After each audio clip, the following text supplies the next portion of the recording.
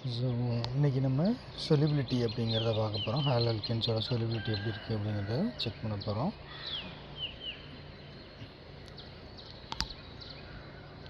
The haloalkanes are very slightly soluble in water. So வாட்டரில் கொஞ்சமாக தான் soluble ஆவாங்க.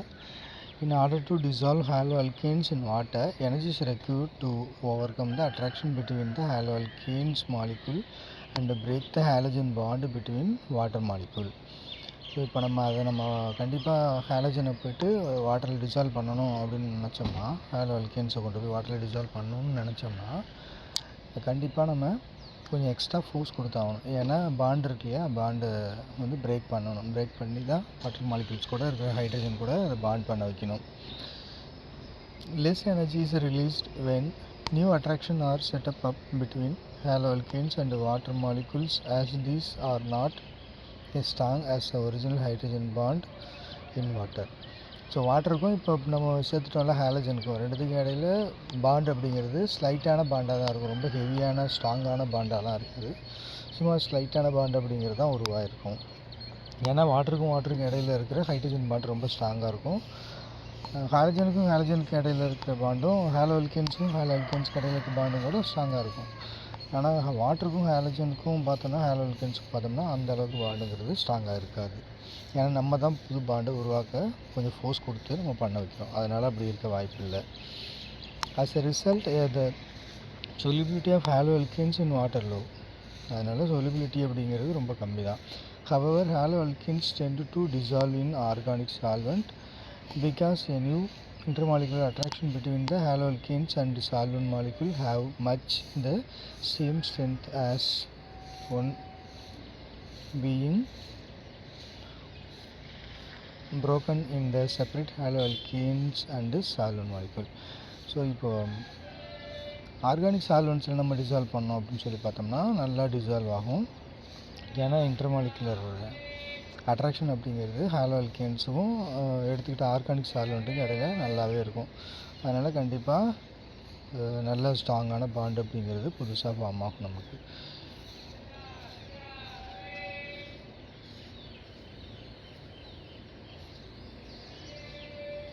நெக்ஸ்ட் கெமிக்கல் ரியாக்ஷன் அப்படிங்கிறத பார்க்க போகிறோம். கெமிக்கல் ரியாக்ஷன் அப்படின்னா அதை 2 மெத்தட்ஸில் பார்க்க போகிறோம். ஒன்று சப்ஸ்டியூஷன் ரியாக்ஷன், அடுத்தது எலிமினேஷன் ரியாக்ஷன், அடுத்தது ரியாக்ஷன் வித் மெட்டல். இந்த 3 டைப்பில் கெமிக்கல் ரியாக்ஷன் அப்படிங்கிறது எப்படி இருக்குது அப்படிங்கிறத செக் பண்ண போகிறோம். முதல்ல நியூக்ளியோஃபிலிக் சப்ஸ்டியூஷன் ரியாக்ஷன் அப்படின்னு சொல்லுவோம். You have learned in class 11 that nucleophiles are electron rich species. Therefore they attack the part of the substrate molecule which is electron deficient. Nucleophile attraction reaction அப்படின்னு சொன்னால் என்ன அர்த்தம்னா, nucleophile அப்படிங்கிறதுல electron வந்து அதிகமாக இருக்கும். அப்போ அது என்ன பண்ணும், எலக்ட்ரான் எங்கே கம்மியாக இருக்கோ அந்த ரியாக்டன் கூட வந்து சேர்ந்துடும், ஜாயிண்ட் ஆகிடும். ஸோ இதான் நியூக்ளியோஃபிலிக் சப்ஸ்டியூஷன் ரியாக்ஷன் சொல்லுவோம். That means electron rich group வந்து எலக்ட்ரான் டெஃபிஷியன்ட் குரூப்போடு வந்து உட்காரும். The reaction in which the nucleophile replaces already existing nucleophile in a molecule is called a nucleophilic substitution reaction. Haloalkanes are substrate in this reaction. In this type, the nucleophile react with the haloalkanes having partial positive charge on the carbocation bonded, carbon atom bonded to halogen. A substitution reaction takes place and the halogen atom called leaving group and depart from halogen. Since the substitution reaction initiated by nucleophile, it is called a nucleophilic substitution reaction. இந்த example பார்த்தீங்கன்னா உங்களுக்கே தெரிஞ்சிடும். இங்கே வந்தீங்கன்னா ஒரு CX group இருக்குது. இந்த X தான் நம்ம ஹாலஜன் சொல்லுவோம். C அப்படிங்கிறது கூட பாண்டாக இருக்கும். இப்போ என்ன நடக்கும்னா, இதில் ஆல்ரெடி ஹாலஜன் இருக்குது. இந்த ஹாலஜனை இங்கே இருக்கிற நியூக்ளியோஃபில், ஏன்னா மைனஸ் எங்கே எப்போ இருந்தாலும் அதுக்கு எலக்ட்ரான் ரிச்சாக இருக்குது அப்படின்னு சொல்லி அர்த்தம். மைனஸ் எங்கே இருந்தாலும் எலக்ட்ரான் ரிச்சாக இருக்குது அப்படின்னு அர்த்தம். அப்போ NUவில் மைனஸ் இருக்கா, நியூக்ளியோஃபிலில் ஒரு மைனஸ் இருக்குது. ஸோ எலக்ட்ரான் ரிச் அதுக்கு எங்கே வரணும்னா இப்படி வரும். இந்த இடத்துக்கு வரும். இங்கே வரும்போது இந்த குரூப் என்ன செய்யும், வெளியில் போயிடும். அவ்வளோதான் இங்கே நடக்கிறது. இதுதான் நியூக்ளியோஃபிலிக் சப்ஸ்டிடியூஷன் ரியாக்ஷன் அப்படின்னு சொல்லுவோம்.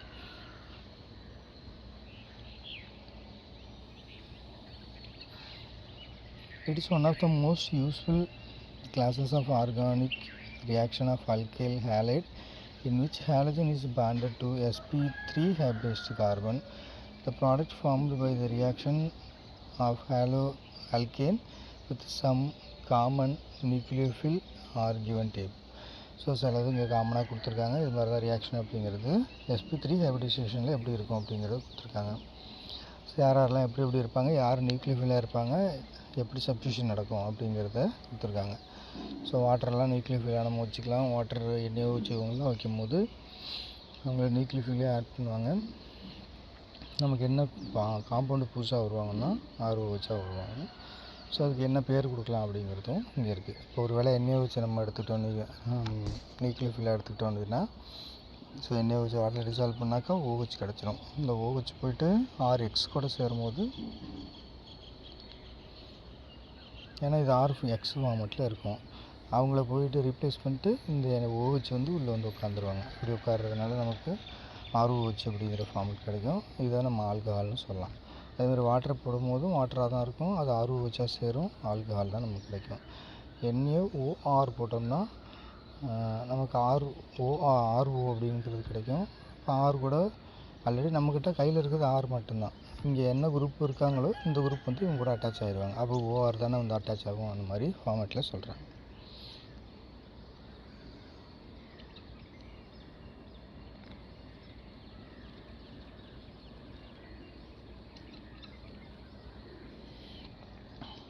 அதே மாதிரி லாஸ்ட்டாக இருக்கிறதுல RCN பார்த்திங்கனாக்கா, RCN அது போய்ட்டு எப்படி பிரிஞ்சிருக்குன்னா CNஆக பிரிஞ்சிருக்கும். ஆல்ரெடி நம்மக்கிட்ட RXன்னு இருக்கும். ஸோ இந்த CN போய் இங்கே அட்டாச் ஆச்சுன்னா இது அப்படியே ரிலீவ் ஆகிடும். ஸோ இப்போது RCN அப்படிங்கிறது கிடைக்கும். நைட்ரிலாக நம்ம சொல்லுவோம். ஸோ இது மாதிரி தான் இதில் இருக்கிற எல்லா குரூப்புமே நம்ம தெரிஞ்சிக்க முடியும். இந்த குரூப் பின்னாடி இருக்குது, படிச்சிங்கன்னா புரிஞ்சிடும். Group like cyanide and nitrites possesses two nucleophilic RNAs centers and are called ampident nucleophile. Ampident nucleophile என்ன அர்த்தம்னா, இப்போ ஒரு நியூக்ளியோஃபில் எடுக்கிறோம் அப்படின்னா நியூக்ளியோஃபிலே எலக்ட்ரான் ரிச்சாக இருக்கும். அப்படி எலக்ட்ரான் ரிச்சாக இருக்கிறவங்கன்னு பார்க்குறப்போ ஒரு ரெண்டு ஆட்டம் சேர்ந்துருக்குதுன்னு வச்சுக்கோ. ரெண்டு ஆட்டம் சேர்ந்துருக்கிறதுல யார் ஒருத்தவங்க நியூக்ளியோஃபில் ஆக்ட் பண்ணுவாங்க அப்படிங்கிறதுல இருக்குல்ல. இப்போ CN எடுத்துக்கிட்டிங்கன்னா சியும் இதில் நியூக்ளியோஃபில் ஆக்ட் பண்ணலாம், N நியூக்ளியோஃபில் ஆக்ட் பண்ணலாம். ஸோ அது மாதிரி இருக்கவங்க தான் ஆம்பிடென்ட் நியூக்ளியோஃபில்னு சொல்லுவாங்க. நம்ம இதெல்லாம் சொல்கிறோம்ல, ஃப்ராக் சொல்கிறோம்ல, லைக் டெரஸ்ட்ரியலையும் அதெல்லாம் இருக்க முடியும், அதில் வாட்டர்லேயும் அதெல்லாம் இருக்க முடியும். ஸோ ரெண்டு இடத்துலையும் வாழ முடியுன்ற மாதிரி நம்ம ஒரு ஆட்டம் எடுத்துக்கிட்டோம்னா, ஒரு கம்பைன்டு ஃபார்மில் ஒரு மாலிகுல் எடுத்துக்கிட்டோம்னா, அந்த கம்பைன் ஃபார்மில் இருக்கிற மாலிகுலில் எந்த ஆட்டம் வேணாலும், அதாவது ரெண்டு ஆட்டம் இருந்துச்சுன்னா ரெண்டில் எது வேணாலும் ஆக்டர்ஸை டொனேட் பண்ணுறவங்க இருப்பாங்க. ஸோ அப்படி இருந்தாங்கன்னா அது ஆம்பிடென்ட் நியூக்ளியோஃபில்னு சொல்லுவோம். ஸோ இங்கே பாருங்கள், CNல சியும் டோனர் ஆட்டமாக இருக்கும், Nனும் டோனர் ஆட்டமாக இருக்கும். ஸோ அப்படி இருந்துச்சுன்னா அதுதான் ஆம்பிடென்ட் நியூக்ளியோஃபில் அப்படின்னு சொல்லுவாங்க.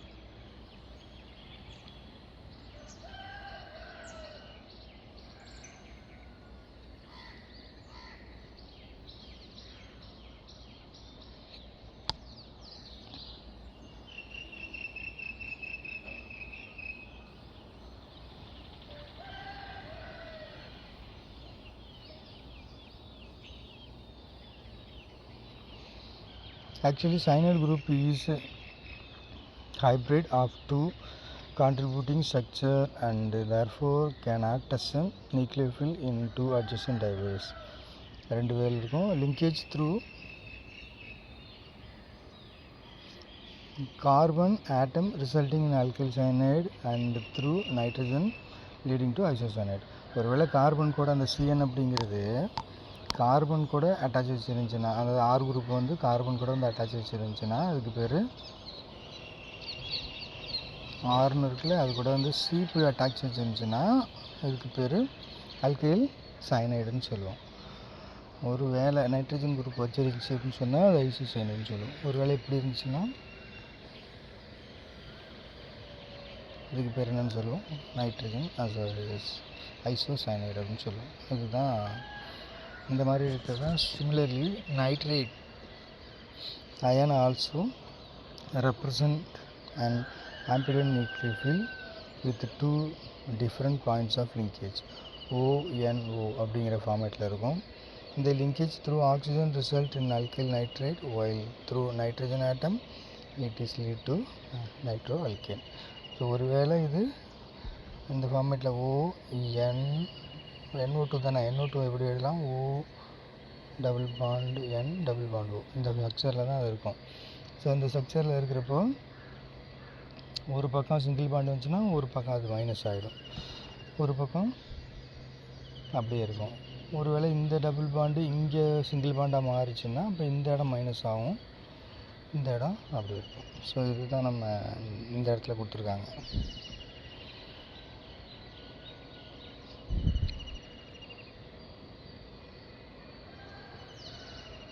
இங்கே வந்து பார்த்தோம்னா ஆக்சிஜனும் ஆக்சிஜனும் போயிட்டு வர்ற ஆர் குரூப்போட அட்டாச் ஆகலாம், இல்லை நைட்ரஜனும் போயிட்டு ஆர் குரூப்போட அட்டாச் ஆகலாம். ஒருவேளை ஆக்சிஜன் குரூப் போய் அட்டாச் ஆகிடுச்சு அப்படின்னு சொன்னோம்னா அதுக்கு பேர் ஆல்கைல் நைட்ரைட்டுன்னு சொல்லுவோம். ஒருவேளை நைட்ரஜன் போய் உட்காந்துச்சுன்னா நைட்ரோ அல்கேன் அப்படின்னு சொல்லுவோம். புரியுன்னு நினைக்கிறேன். அதுக்கு மெக்கானிசம் பார்க்க போகிறோம். இந்த reaction has been found to be proceed by 2 different mechanisms which are described below. ரெண்டு வழியில் நடக்குது. ஒன்று ஃபஸ்ட்டு substitution nucleophile bimolecular. இதை நம்ம SN2 ஆல்ரெடி படிச்சிருப்போம். The reaction between CH3Cl and hydroxide ion to yield methanol and chloride ion follows a second order kinetics. Second order kineticsனா என்னன்னு தெரியுமா? That is the rate depends upon the concentration of both reactant. ரியாக்டன்ட்னு ரெண்டு எடுத்துகிட்டு இருக்கோம்ல, ஒன்று OH எடுத்துகிட்ருக்கோம், இன்னொன்று CH3Cl எடுத்துருக்கோம். இது ரெண்டுமே ரியாக்டன் தான். இந்த ரெண்டு ரியாக்டண்டோட கான்சன்ட்ரேஷன் பொறுத்து ஒரு ரியாக்ஷனோட ரேட்டு இருந்துச்சுன்னு சொன்னால் அது செகண்ட் ஆர்டராக இருக்க முடியும். செகண்ட் ஆர்டர் ரியாக்ஷன் அப்படின்னு சொல்லுவாங்க. ஸோ இங்கே பார்க்குறப்போ நமக்கு இது வந்து கெமிக்கல் கைனடிக்ஸில் நம்ம படிப்போம். யூனிட் 4ல் லைக் 3ல் செகண்ட் ஆர்டர் எப்படி கண்டுபிடிக்கிறது அப்படிங்கிறத நம்ம பார்ப்போம். அதில் உங்களுக்கு தெரிஞ்சிடும். ஸோ இங்கே வந்து நம்ம கான்சன்ட்ரேஷன் அப்படிங்கிறது ரெண்டு பேருமே பேஸ் பண்ணி இருக்கிறதுனால அது பேர் செகண்ட் ஆர்டர் ரியாக்ஷன் அப்படின்னு சொல்லுவாங்க. இங்கே அதே மாதிரி நம்ம எடுத்துகிட்டு இருக்கிறது OHங்கிறது நியூக்ளியோஃபில், அது கூட ஹேலோ அல்கேன்ஸ் எடுத்துகிட்ருக்கோம். எடுக்கும்போது நமக்கு ஒரு ரியாக்ஷன் கிடைக்கும். ரியாக்ஷனில் ப்ராடக்ட்டுங்கிறது OHோட சேர்ந்துடும். இப்போ Clங்கிறது இல்லாமல் OH கூட சேர்ந்துடும். இதில் நீங்களே பார்த்தோம்னா ஸ்ட்ரக்சர் முன்னாடி எப்படி இருந்தது இப்போ எப்படி இருக்குது அப்படிங்கிறது உங்களுக்கே தெரியும்னு நினைக்கிறேன். ஸ்ட்ரக்சர் அப்படிங்கிறது முன்னாடி Cலாம் எப்படி, H எப்படி இருக்குது, இப்போ எப்படி இருக்குது அப்படின்னு பாருங்கள். இப்போ எப்படி இருக்குதா, இப்போ எப்படி மாறிடுச்சு, இப்படி மாறிடுச்சு. முன்னாடி இந்த பக்கமாக இருந்தது, இப்போ இந்த பக்கமும் மாறிட்டு. இப்போ வச்சு ஒரு லைக் எப்படி ஒரு நம்பர்லாம் மாதிரி போடலாமா? இப்போ இது ஒரு டைரெக்ஷன், இப்போ வேறு டைரெக்ஷனாக மாறிடுச்சுல, அந்த மாதிரி சொல்லலாம்.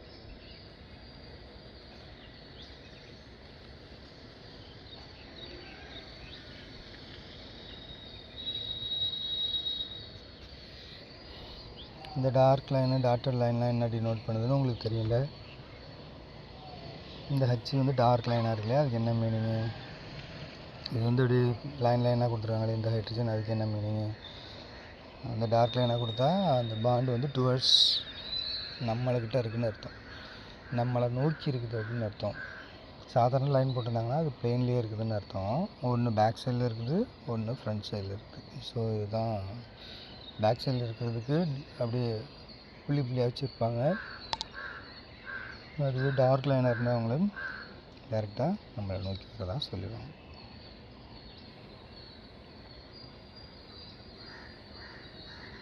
The above reaction can be represented diagrammatically as shown in figure 5.2.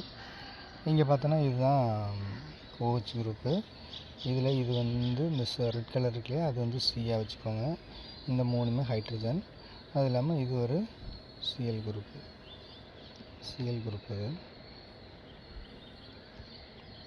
இப்போ என்ன நடக்க போகுது, இந்த OH போயிட்டு இங்கே போய் அட்டாக் பண்ண போகுது. பேக் சைடில் தான் போய் அட்டாக் ஆகும். ஏன்னா இதுவும் எலக்ட்ரான் ரிச் குரூப்பு. உங்களுக்கு இது ஆல்ரெடி தெரியுது, எலக்ட்ரான் நெகட்டிவ் குரூப்பு. இது இந்த ஏரியாவுக்கு போகக்கூடாது, போக முடியாது. போனாலும் இது ரெண்டும் ஒன்று ரிப்பல் பண்ணும். அதனால் மைனஸ் ரிப்பல் பண்ணுறதுனால இது அங்கே போக முடியாது. இது என்ன செய்யும், போயிட்டு பேக் சைடில் தான் போய் அட்டாக் பண்ணும். அப்படி பேக் சைடில் போய் இது அட்டாக் பண்ணும்போது இங்கேருந்து ஹைட்ரஜன்லாம் என்ன செய்ய ஆரம்பிச்சிடும்,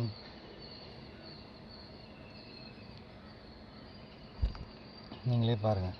இது போய்ட்டு நேராக போய்ட்டு எங்கே அட்டாக் ஆகுது, பேக் சைடில் போய் அட்டாக் ஆகுது. அப்படி அட்டாக் ஆகும்போது இங்கேருந்து ஹைட்ரஜன் என்ன செய்யும், ஒன்று இந்த பக்கம் போகும்.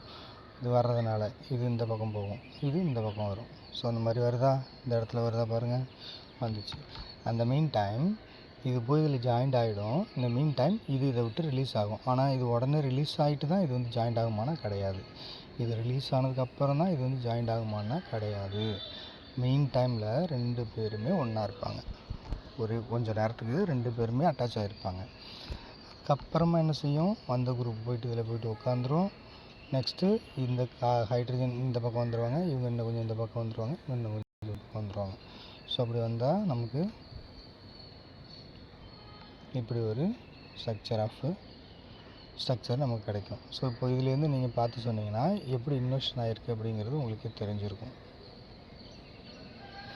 முன்னாடி எப்படி இருந்துச்சு, இந்த மாதிரி இருந்துச்சா, லைக் எப்படி இருந்துச்சா, இது ஒரு அம்பர்லா மாதிரி இருந்துச்சா. இப்போ என்ன மாதிரி இருக்குது, இந்த மாதிரி வந்து இப்படி ஒரு அம்பர்லா மாதிரி வந்துருச்சா, அப்படியே இன்வெர்ஷன் ஆகிடுச்சு பாருங்கள். அப்படியே ஸ்ட்ரக்சர் அப்படிங்கிறது அப்படியே இன்வெர்ட் ஆகிடுச்சுப்பா. So it depicts a bimolecular nucleophilic substitution reaction. The incoming nucleophile interact with alkyl halide gas in the carbon halide bond to break, and a new bond is formed between carbon and attacking nucleophile. Here it is CO bond formed between C and OH. So இங்கே என்ன நடக்கும், alkyl ஹேலைடில் halide group break ஆகும். இந்த மீன் டைமில் அங்கேருந்து ஒரு nucleophile வந்து இது கூட அட்டாக் பண்ணும். இப்போ CO பாண்ட் அப்படிங்கிறது ஃபார்ம் ஆகிடும். சிக்கும் ஓக்கு இடையில் பாண்டுங்கிறது ஃபார்ம் ஆகிடும். இந்த 2 ப்ராசஸும் these two process take place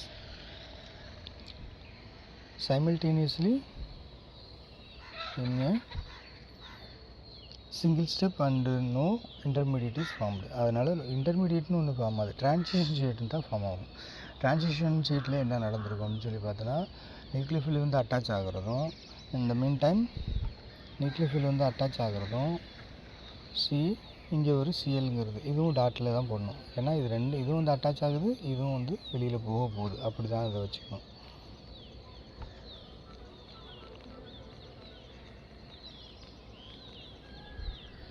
எப்படி இருக்குன்னு பார்த்தீங்கன்னா, சி இருக்கும், அது கூட சிஎல்லும் இருக்கும்.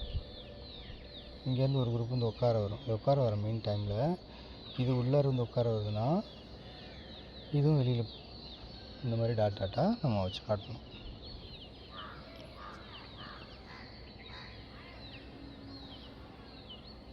These two processes takes place simultaneously in a single step and no intermediate is formed. என்ன செய்யாதான், இன்டர்மீடியட் எங்கேயும் ஃபார்ம் ஆகாது. As the reaction progress and the bond between incoming nucleophile and the center carbon atom start forming, the bond between carbon atom and leaving group weaken. So இது வந்து உட்கார்றதும் அது week ஆகிறதும் சைமல்டேனியஸாக நடக்கும். As this happen, the 3 carbon hydrogen bond of substrate start moving away from the attacking nucleophile. இந்த மீன் டைமில் என்ன செய்யணும்னா, hydrogen bond இருக்குல்ல, இப்படி போட்டு இப்படி 3 ஹைட்ரஜன் பாண்ட் இருந்துச்சா, இங்கேருந்து நியூக்ளியோஃபில் வந்து உட்காரும் போது இதால் இது இங்கே போக ஆரம்பிச்சிடும், இது இங்கே வர ஆரம்பிச்சிடும், இது இங்கே போக ஆரம்பிச்சிடும். ஸோ இந்த மாதிரி நடக்கும்.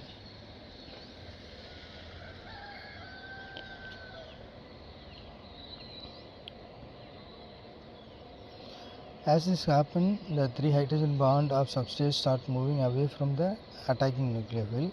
In transition state, all 3 CX bond are in the same plane and the attacking and leaving nucleophile are partially attached to the carbon. அந்த டிரான்சிஷன் ஸ்டேட்னா ரெண்டுமே ஜாயிண்டாக இருக்கிற ஸ்டேட்டு, யார் சிஎல் குரூப்பும் இருக்கும் ஓஹெச் குரூப்பும் பார்ஷியலாக ஜாயிண்டாக இருக்கும். அந்த ஸ்டேஜ் தான் டிரான்சிஷன் ஸ்டேட் சொல்லுவோம். அந்த டிரான்சிஷன் ஸ்டேட்டில் இந்த ஹச் மூணுமே வந்து ஒரு பிளேன்லேயே நின்றுட்டுருக்கும். அதாவது பிளேன் ஆஃப் த ஆக்சிஸில் இருக்கும். பிளேன்னா என்னென்னா, நம்ம அப்படி ஒரு கீழே வச்சு ஒரு பொருளை பார்க்குறோன்னா அது அப்படியே அந்த ஆக்சிஸ்லேயே தெரிஞ்சுன்னா அதுதான் பிளேன் ஆக்சிஸ் அப்படின்னு சொல்லுவோம். அந்த மாதிரி இருக்கிறது தான் நம்ம பிளேன் ஆக்சிஸ் அப்படின்னு சொல்லுவோம்.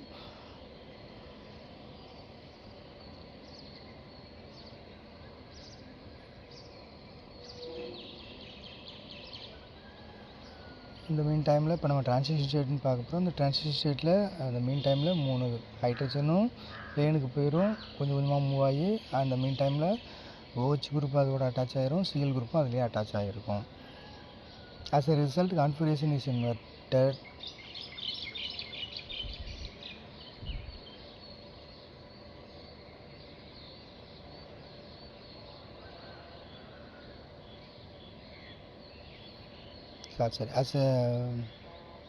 As the attacking nucleophile approaches closer in the carbon, CH bonds still keep on moving in the same direction till the attracting nucleophile approaches to carbon and the leaving group leaves the carbon. Attacking group போய் attack பண்ணும், leaving group அதுலேருந்து வெளியில் வரும். As a result, configuration inverted. The configuration of carbon atom under attack invert is much the same as an umbrella is turned inside out when got in a strong wind. Strong wind அப்போ umbrella எப்படி மாட்டிக்கிட்டா எப்படி திரும்புமோ அது மாதிரி திரும்பிடும், அது மாதிரி சொல்கிறாங்க.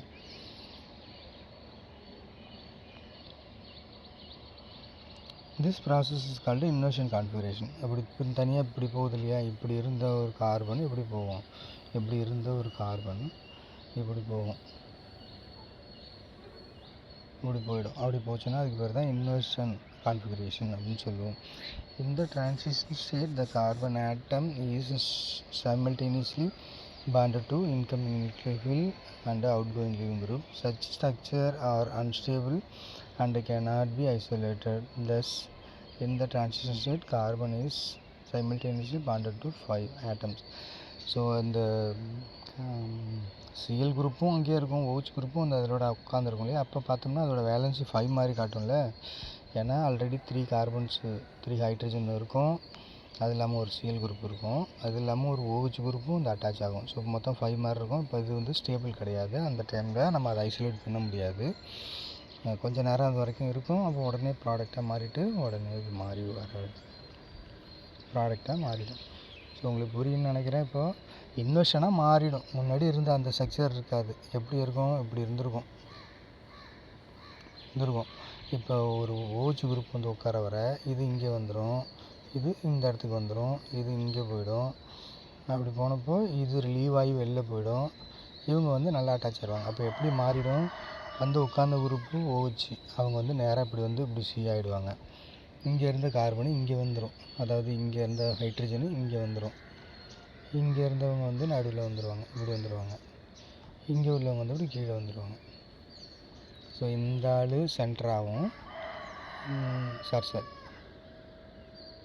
இந்த ஆள் தான் சென்டராக வருவார், இந்த ஆள் வந்து சைடுக்கு வந்துடுவார். ஸோ அப்படி வந்து நமக்கு புதுசாக முன்னாடி வந்து இந்த மாதிரி இருந்தது இப்போது இந்த மாதிரி மாறிடும். ஸோ இதுதான் இன்வர்ஷன் கான்ஃபிகரேஷன் சொல்லுவோம்.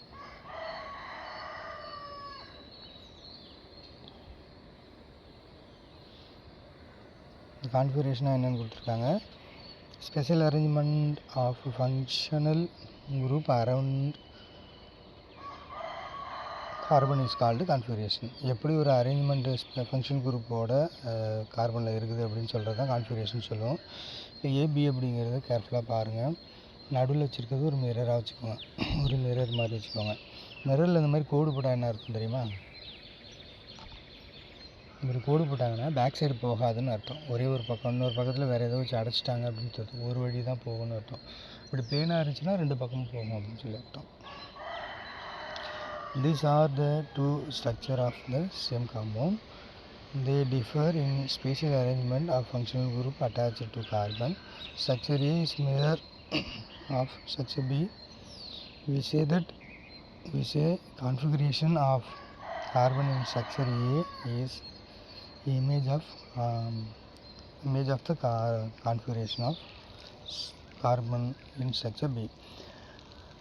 ஸோ இது வந்து பார்த்தோம்னா ஃபஸ்ட்டு ஏ காம்பவுண்ட் இருக்குல்ல, ஏ காம்பவுண்டு ஒரு கண்ணாடியில் வச்சோம்னா அப்படியே ஆறாக காட்டுது, அது பி காம்பவுண்டாக காட்டுது. அப்படியே ஏவும் பியும் சேம் கிடையாது. Function group of course function group same தான், ஆனால் சிஎல் முன்னாடி எங்கே இருந்துச்சு, அந்த பக்கமாக இருந்தது, இப்போ எங்கே வந்திருக்குது, முன்னாடி வந்திருக்குது. ஸோ எது வந்து அப்படியே ஒன்றோட ஒன்று மேலே பொருந்திருக்குன்னு சொல்லலாம்னா, இதை அப்படியே கட் பண்ணி இதில் வச்சிங்கன்னா அப்படியே இந்த ஹச் இருக்க வேண்டிய இடத்துல இந்த ஹச் இங்கே இருந்திருக்கணும், சிஎல் இருக்க வேண்டிய இடத்துல சிஎல் இருந்திருக்கணும், பிஆர் இருக்க வேண்டிய இடத்துல பிஆர், ஐ இருக்க வேண்டிய இடத்துல ஐ. இப்படி இருந்துச்சுன்னா அதுக்கு பேர் அப்படியே சூப்பர் இம்போசிபிள் ஆகிடுச்சு அப்படின்னு அர்த்தம். இருந்தது அப்படியே அங்கே காமிச்சிட்டு, இது என்ன செய்யுது, அப்படியே இன்வெர்ட் பண்ணி காட்டுது. அதே காம்பவுண்ட் தான் அப்படியே இன்வெர்ட் பண்ணி காட்டுது. அப்படி ஒரு காம்பவுண்டு இப்படி ஒரு காம்பவுண்டுமா நமக்கு தெரியுது இல்லை. அந்த மாதிரி தெரிஞ்சால் அதுக்கு எல்லாம் இன்வெர்ஷன் கான்ஃபிகரேஷன் சொல்லுவாங்க.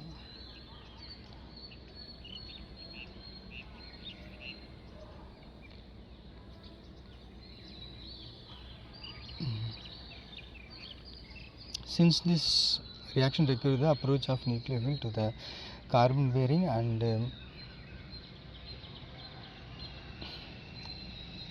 leaving group, the presence of bulky substitution on or near the carbon atom have dramatic inhibiting effects of this simple alkyl halide. Methyl halide react most rapidly in SN2 reaction because there are only 3 small hydrogen atoms. Tertiary halide are least reactive because bulky group hinder the approaching nucleophile. Thus the order of the reactivity as follows. So அடுத்தது இந்த inversion அப்படிங்கிறது எதை வச்சு depend பண்ணி இருக்குது அப்படின்னு சொல்லி பார்த்தோன்னா, அதில் நம்பர் ஆஃப் குரூப் இருக்கு இல்லையா, ஆர் குரூப் இருக்கு இல்லையா, அந்த ஆர் குரூப்பை டிபெண்ட் பண்ணி இருக்குது. ஆர் குரூப் வந்து நமக்கு கம்மியாக இருந்துச்சுன்னா SN2 மெக்கானிசம் ரொம்ப ஃபேவரபுளாக நடக்கும். அதுவே ஆர் குரூப்பு பெருசாக இருந்துச்சுன்னா இல்லை அதிகமாக இருந்துச்சுன்னு சொன்னால் அங்கே SN2 மெக்கானிசம் நடக்காதுன்னு கிடையாது, நடக்கும். ஆனால் ப்ரைமரியை கம்பேர் பண்ணும்போது ரொம்ப ரொம்ப கம்மியாக தான் நடக்கும். இது என்ன சார் எங்களுக்கு புரியல அப்படின்னு சொல்லி பார்த்தோன்னா, இங்கே பாருங்கள், மித்தில் குரூப்பில் எல்லாமே யார் இருக்கிறா, ஹச். ஸோ இது பல்கி குரூப் கிடையாது, சின்னோண்டு குரூப்பில் சின்னதாக இருக்கிற குரூப்பு. ஸோ அதனால் அது என்ன செய்யணும்னா வெளியிலேருந்து ஒரு நியூக்ளியோஃபில் வந்து அட்டாக் ஆகிறத ஈஸியாக அலோவ் பண்ணும். அதுவே இங்கே பார்த்தோன்னா இதுவும் ப்ரைமரி தான், இதுவும் ப்ரைமரி சொல்லலாம், இதையுமே ப்ரைமரி சொல்லலாம்.